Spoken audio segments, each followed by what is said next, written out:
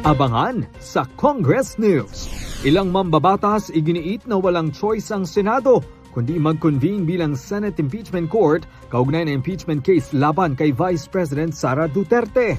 Mamamayang Liberal Party List Representative Laila De Lima tinawag na pathetic at katawa-tawa ang ginawang pagtakbo at pagtatago ni Senator Ronald Bato de la Rosa sa Senado.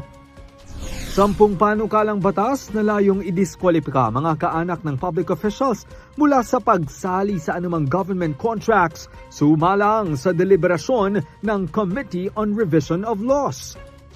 At mas pinadali at mas pinabilis na access sa LTO services isinusulong ng ilang mambabatas sa pamamagitan ng conversion ng LTO extension offices bilang Class A at regular district offices.